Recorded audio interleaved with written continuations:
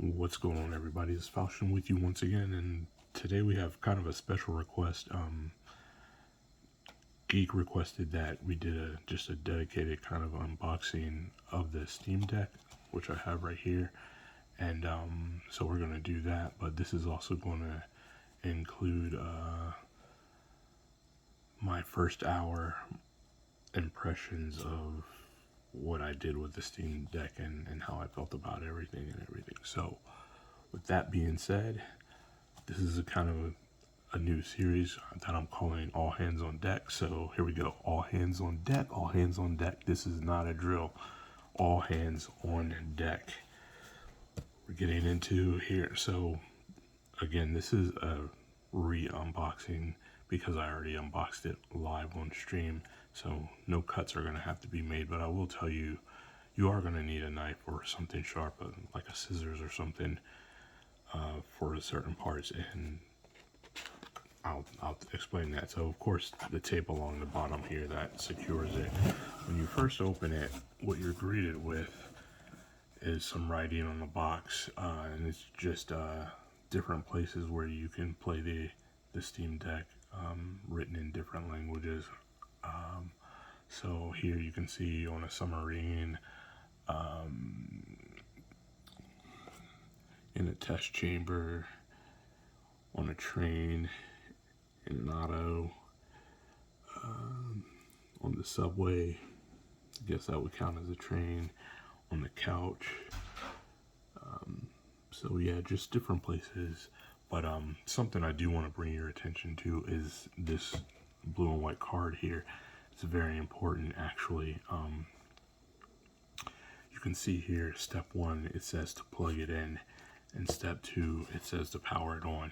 If you don't plug it in before you power it on, it won't turn on that first time. So the very first time when you first start with your Steam Deck, you have to plug in the power before you can turn it on, or it simply won't turn on. It's a feature, not a bug, I'm pretty sure, but that is the case.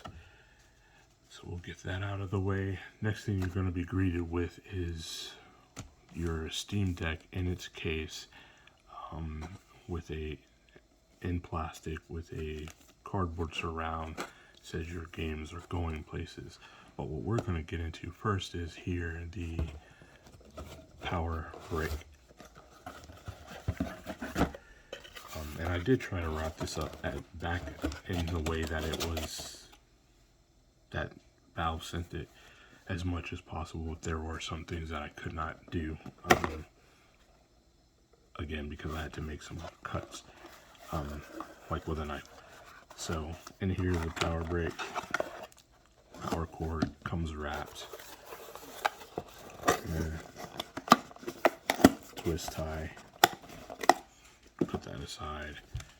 Again, you're going to need to plug this in before you can turn on the Steam Deck the first time. Shouldn't really be an issue. I mean, you have it, and hopefully you're at home or in some place where you have power to plug it in, but you're going to need to do that. This is a dedicated brick, so no USB-C unplugged from the power brick itself. But and just like a normal phone charger isn't enough, it's not powerful enough. I'll try and find the specs that you need if you want to do that, if you want to go that route, and leave them in the comments or the description or something below. But I've heard them, but I don't remember them off the top of my head. I do apologize for that.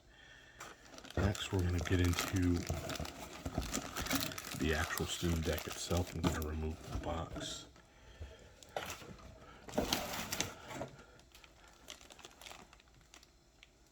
My dog is looking at me like she's getting a treat because her treats and toys and stuff are in here. Actually, you can see one of her toys over there, but she should be in bed. So out of the plastic, actually this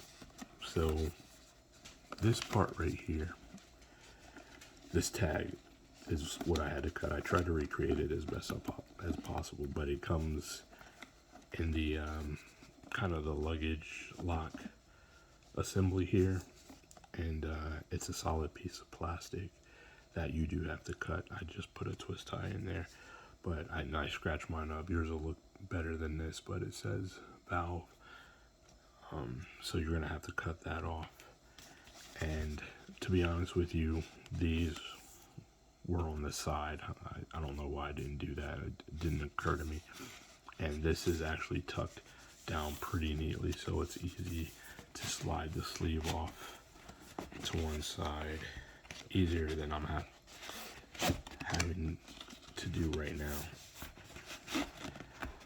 But you can do it without ripping it. I've seen a lot of people, I guess out of pure excitement, just go full ham and rip this apart. I'm very into keeping my things neat, so that's not my thing. But yeah, some instructions here, but the odd thing is, oh no, so it tells you what it requires and everything, so you can read that once you get yours.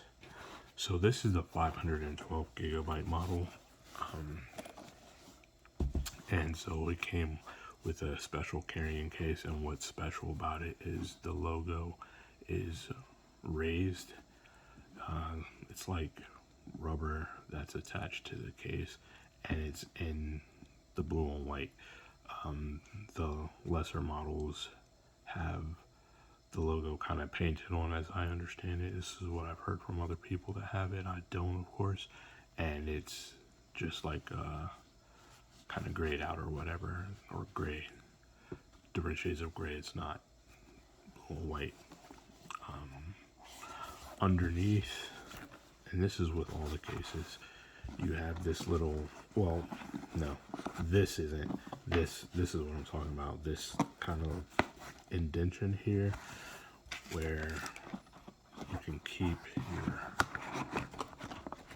you can store your power brick or what have you for storage, and it would be much easier to do if this was unwrapped right now, and I could just do it neatly, but it's not. So, but it fits nicely in there.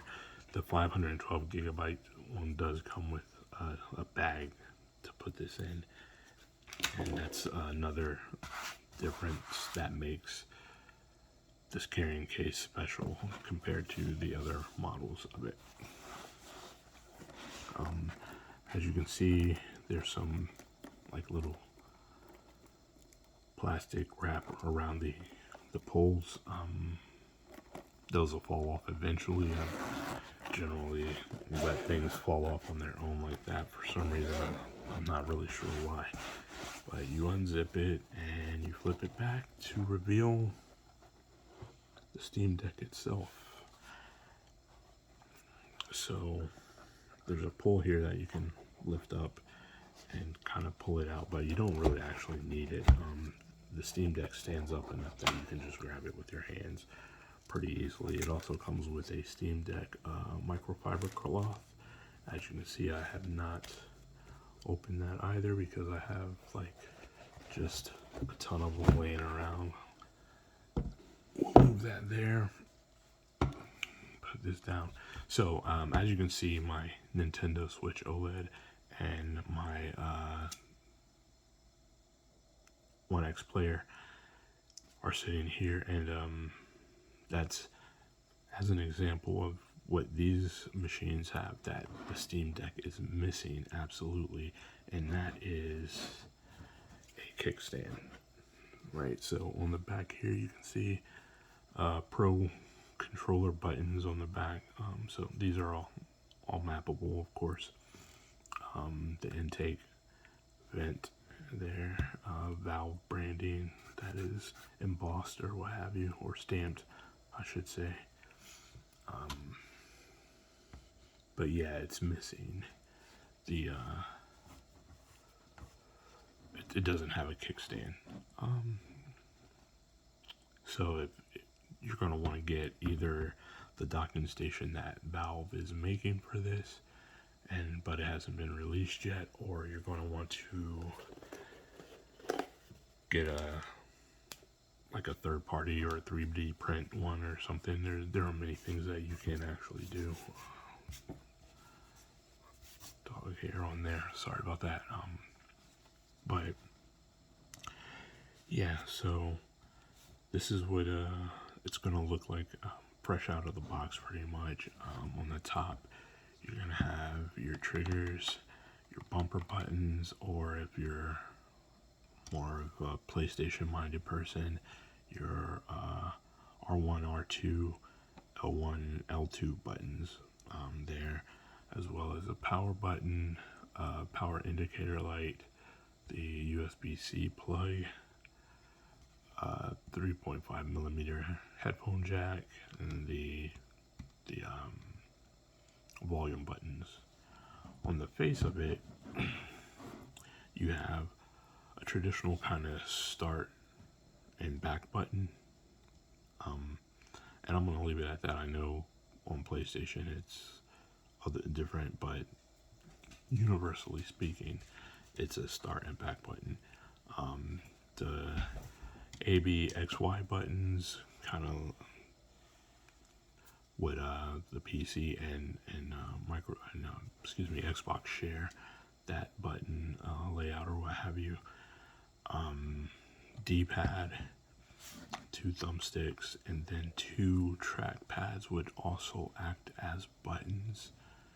I have found that they can be used as D-pad buttons if you want to do that. Then the Steam button and the 3-dot button. I don't know what else to call it. They're just different menu buttons, to be honest with you. 2 speakers. The speakers sound really good to me. I'm not an audiophile, so to say that they're perfect or whatever is not within my wheelhouse to be able to say, but they sound great to me. I have no problems with them at all. And actually, I can't even listen to them at full blast because it's too much for me. But I have super sensitive hearing, to be honest with you, so things get to be really too loud for me. And there's a piece of dog hair stuck or something in the seam that's gonna annoy me. Here you have the micro SD card slot. I don't have one yet. I had one, but my dog Riley decided that he was going to take it off my desk and chew it up. So I'm waiting for my new one to get in. So that's the unboxing of the Steam Deck. Again, if I were unboxing this fresh and hadn't done it before, right now I simply wouldn't be able to turn it on. That's why I haven't turned it on. I don't want to confuse anybody on that fact and have them freak out because they unboxed it, tried to turn it on, and it didn't turn on. And it's not that it doesn't have a charge or whatever. Mine was charged to probably around 75% or more, but it's because for whatever reason or in however they made this happen, you have to plug it in one time before you can actually use it. So just remember that, and remember that. So if you do try to turn it on, you won't be able to until you plug it in for the first time. That being said, let's get into what the first hour with this was like. And for this part, I will turn it on. As you can see, it just turned on really easy. You can see one of the games I've been playing, and here are the games that I have downloaded on here so far. So there's 7 Days to Die. Chrome, I don't even know what I was doing, but then it offered to download Chrome on the Steam, and so I did it. It seemed like it might be important. Farming Simulator 22, Desk Job. Now, if you Aperture Desk Job is what it's called. If you have a Steam Deck or you're getting a Steam Deck, that is a game that is kind of a must because it's like a tech demo for the Steam Deck. in playing that game, you will go through all the possible controls of the Steam Deck, including the gyro controls. So highly recommend that one. Oh, you can see here what I was talking about. The touchpad can be used as a D-pad. And this one, I never even tried it. No, it doesn't appear to be. So it's just the left one. F1 2021. I have that one was a request from Evil Scotsman to see if you could play a racing game on here. Worked excellently. My only problem is normally I run with a wheel and pedals, and so going back to a controller is really hard. And so I wasn't good at it, but if you are good at playing racing games with a controller, it works excellently. Whoops. Next is No Man's Sky. Play that a lot. Elden Ring is downloaded, but I haven't played it yet. And then that's what I have on my Steam Deck. As you can see, other games that I just play on my desktop. A little bit about the controls and where everything is and laid out. Hour one. Honestly, hour one was just spent not playing anything, just spent doing updates and setting everything up. So that was the full hour one thing there. So I won't even get into anything more as far as it goes. I will be doing a day one video, and that's going to entail much more, of course, because it's much more time spent with it. But yeah, so I'm going to end the video here. Actually, it's almost 20 minutes long now at this point anyways. So that's the Steam Deck. Remember that very important thing stated on the blue card. Let me grab that.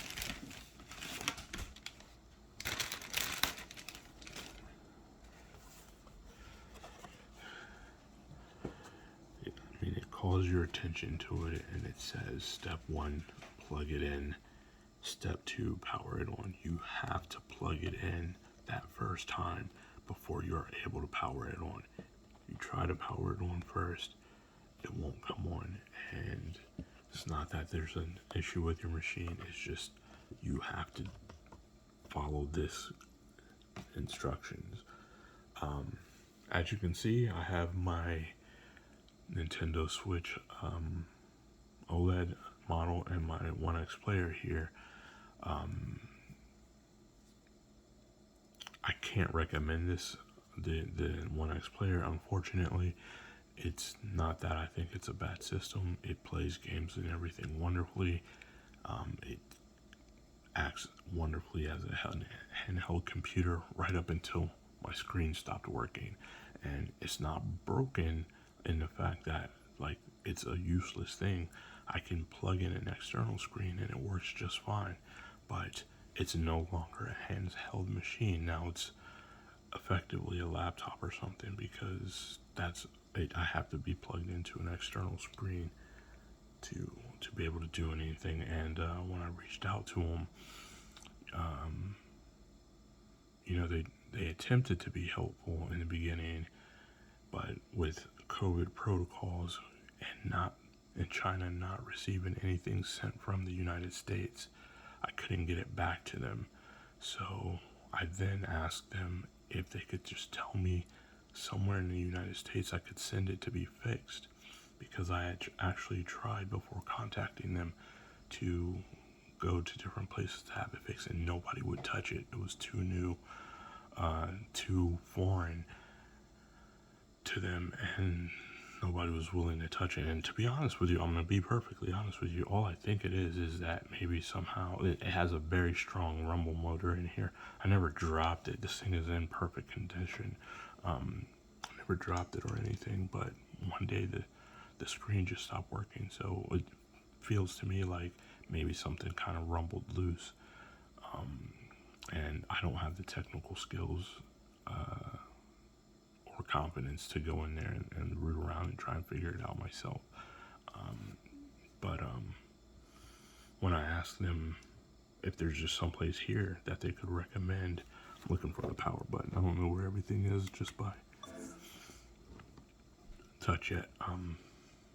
But when I asked them if there was someplace here in the U.S. that I could send it to have it repaired or whatever, they just cut off all communication. They wouldn't say anything more to me. So that's very unfortunate, and for that reason I can't recommend it.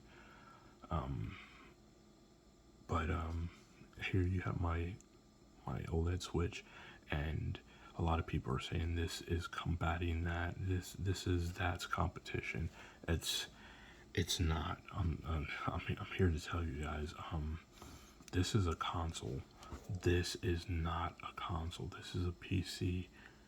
All the way, all day long, twice on Sunday, guys. And I will tell you a little bit that I'm going to that I'll end up reiterating in my first day with the console, with the Steam Deck video coming up, is that this thing, for a non-PC guy like myself, is intimidating.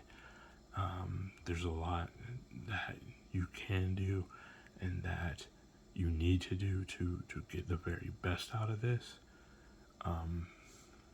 Unlike with a console, it's pretty much just plug and play. You know what games run on it because they sell those games for it, right? So this is not competing in any way, shape, or form with the Nintendo Switch. And if that's what you believe, you either don't have one or you're doing it wrong. That's all I can really say about that. So with that, I am going to end this video because it's way longer than I actually expected it to be. But here you can kind of see, I really brought them out to do a size comparison. It's far smaller than the 1X player, but way bigger than the Nintendo Switch. But yeah, so that's going to be it for this video. I want to thank you guys for coming along, and if you want to see more about my opinions, kind of a console player's view on the Steam Deck, be sure to hit that subscribe button. And I've got more videos coming.